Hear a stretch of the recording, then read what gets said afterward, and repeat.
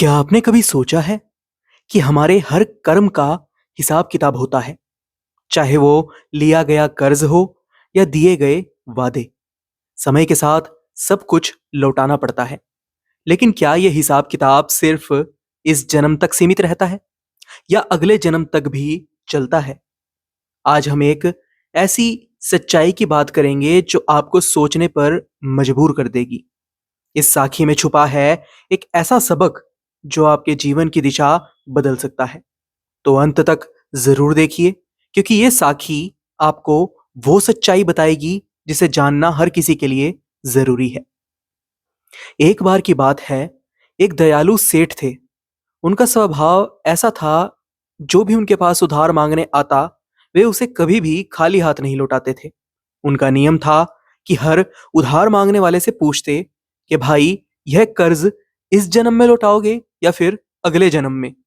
जो ईमानदार होते वे कहते, सेठ जी, इस जन्म में चुकता कर देंगे। परंतु जो चालाक और बेईमान होते वे सोचते कि अगले जन्म की कौन गारंटी लेगा, और कहते कि सेठ जी, हम अगले जन्म में यह कर्जा चुका देंगे। मुनीम वही लिखता जो लोग कहते। एक दिन एक चोर सेठ से उधार लेने आया। उसका असली मकसद तिजोरी की जगह का पता लगाना था। उसने चालाकी से कहा कि सेठ जी, यह कर्ज मैं अगले जन्म में लौटाऊंगा।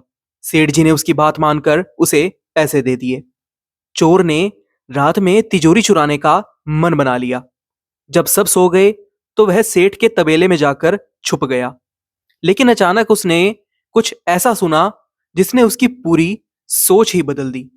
कुछ ऐसा चमत्कार सा हुआ कि वहां पर दो भैंसें आपस में बात कर रही थी और उनकी भाषा उस चोर को समझ में आने लग गई। एक भैंस ने दूसरी से पूछा कि तुम यहां कब से हो? दूसरी भैंस बोली, मैं तो आज ही आई हूं। पिछले जन्म में मैंने सेठ से उधार लिया था और अगले जन्म में लौटाने का वादा किया था। अब दूध देकर उसका कर्ज चुकाने आई हूं। पहली भैंस ने कहा, मुझे यहां 3 साल हो गए हैं। जब तक सारा कर्ज नहीं चुक जाता मैं यहीं रहूंगी, क्योंकि मैंने भी अगले जन्म का वादा करके सेठ से पिछले जन्म में उधार लिया था। यह सुनते ही चोर के होश उड़ गए। वह भौचक्का रह गया। उसे अपनी गलती समझ में आ गई। उसे समझ में आ गया कि उधार से बचना नामुमकिन है, चाहे इस जन्म में हो या अगले जन्म में। कर्ज तो चुकाना ही पड़ेगा।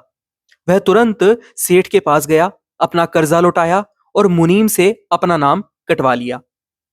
इस साखी से हमें यह सीख मिलती है कि कर्मों का हिसाब किताब चुकता करना हर किसी के लिए अनिवार्य है।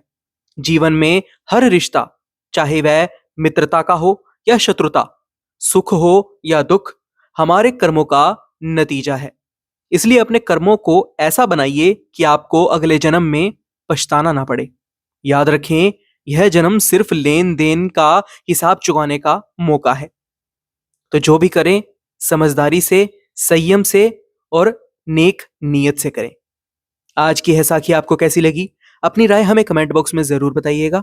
फिलहाल के लिए इतना ही। एक बार फिर से लौटेंगे एक नई साखी के साथ। तब तक के लिए राधा स्वामी जी।